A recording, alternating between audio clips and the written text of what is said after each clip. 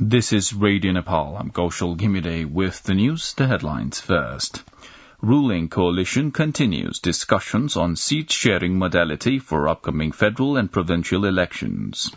Cabinet forms Salary and Facility Review Commission led by former Chief Secretary Lilamani Paudel to revise government officials' salaries and facilities.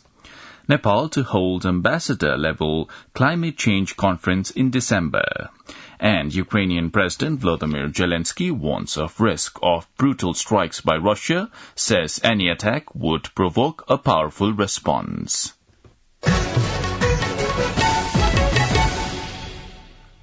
Now the news in detail.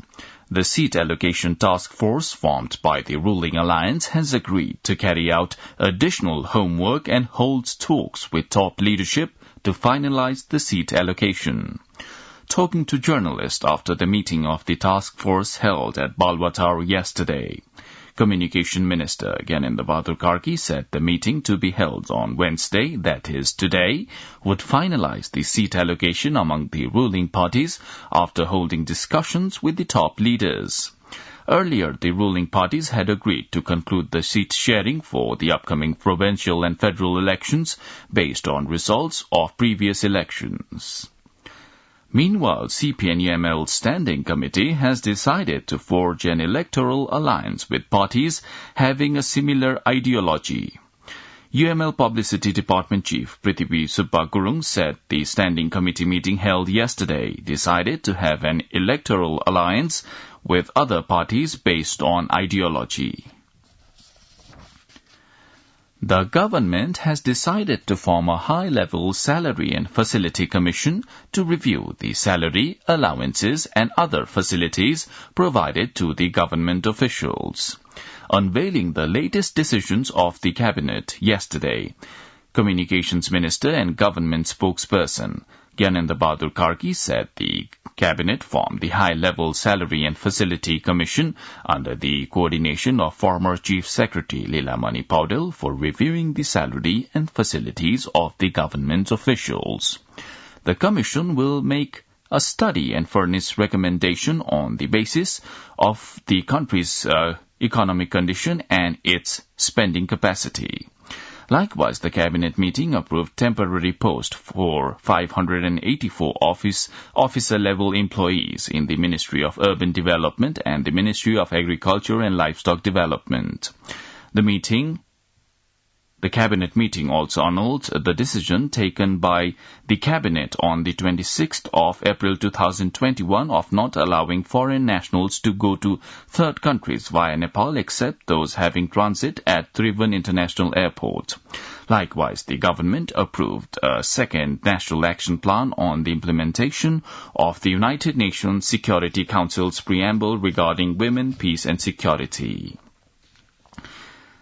Meanwhile, Communication Minister Gyanendra Bahadur Karki unveiled the major achievements made by the ministry's subordinate bodies during the last fiscal year. On the occasion, Minister Karki said the Communication and Information Technology Ministry had prioritized the task of providing prompt and easy services to the people with the maximum use of technology. The Communication Minister informed that the Internet services expanded, Radio Nepal's broadcasting service reached to 91% of the population, and NTV's Nepal television service expanded to 72% of the population during the last fiscal year. He added that the ministry and other bodies delivered prompt services via Nagarik app while all the services from the Information and Broadcasting Department went online. Communication Minister Karki further informed that the support was provided to the film industry to overcome the impact of the COVID-19 pandemic, and the task for operating security printing were initiated during the last fiscal year. The Supreme Court has gave its verdict on the dispute over civil servants adjustment.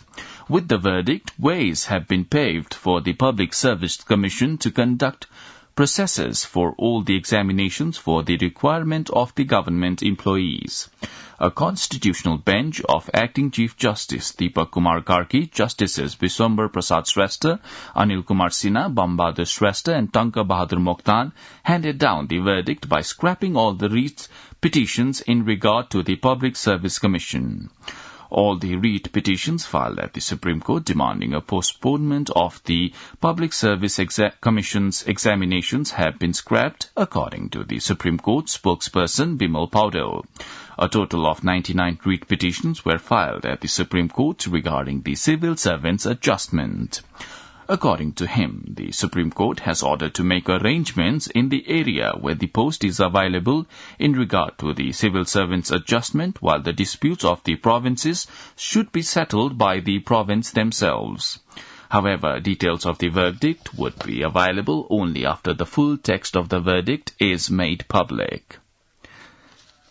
The visiting parliamentary delegation led by Chair of the Global Council for Tolerance and Peace, Ahmed Al-Jarwan, held a cordial meeting with President Bidyadevi Bhandari at Seetal Niwas yesterday. Issuing a press statement yesterday, the Office of the President informed that the lawmaker Ridesh Tripathi and representatives and parliamentarians of various 8 countries were present during the meeting. Nepal will be hosting a conference of ambassadors and stakeholders concerned from the mountainous countries on the theme of minimization of climate change risk. Minister for Forest and Environment Pradeep Yadav said the event would be organized on the 11th of December, coinciding with International Mountain Day 2022. Ambassadors and experts in the related field from 20 countries will join the event, aiming to draw global attention to the impact of climate change on mountains. Minister for Law, Justice and Parliamentary Affairs, Govinda Prasad Sharma Koirala, has said transitional justice is required as the criminal justice system does not work during conflict period in any country. Responding to the queries of lawmakers in the House of Representatives on the bill on Enforced Disappeared Persons and Truth and Reconciliation Commission Third Amendment, Minister Koirala said transitional justice had to be understood on the basis of truth, justice, repatriation and institutional reform. The minister added that the issues during the transitional period should be finalized based on repatriation and reconciliation. The Ministry of Health and Population has reported 634 new cases of COVID-19. The cases were confirmed while testing nearly 5,000 samples. Meanwhile, 417 people recovered from the COVID-19 infection during the period yesterday. Moreover, a corona-related death was recorded yesterday. You're listening to Radio Nepal's 8 a.m. English News Bulletin. On to some international updates now.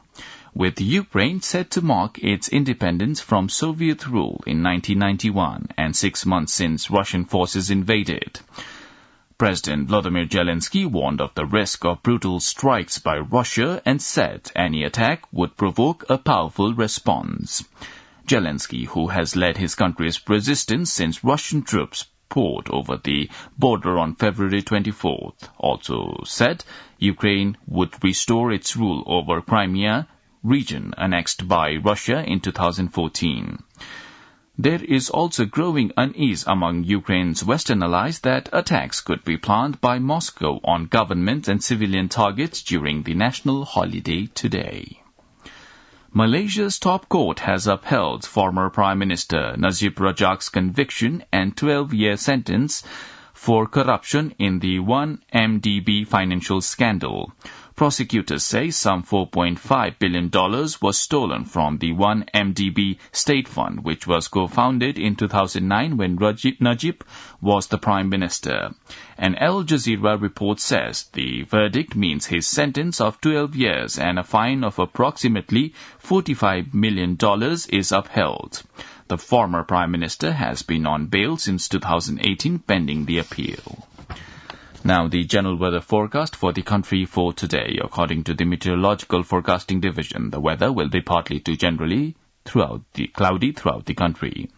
Light to moderate rain with thunder and lightning is likely to occur at some places in Province Number 1, Madhya Province, Bagmati Province, Gandaki Province, Lumbini Province, and at a few places in the hilly regions of the rest of the country. With this, we have almost come to the end of this news bulletin, but before wrapping up, let's have a reminder of the headlines once again.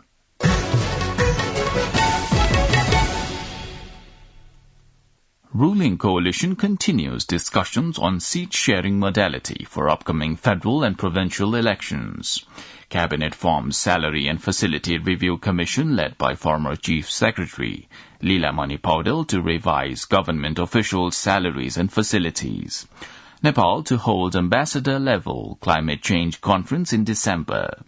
And Ukrainian President Volodymyr Zelensky warns of risk of brutal strikes by Russia, says any attack would provoke a powerful response. Well, that's all the news we have for this bulletin. Our next bulletin in English will be at 2 in the afternoon. You can also listen to us online at our website www.onlineradionepal.gov.np.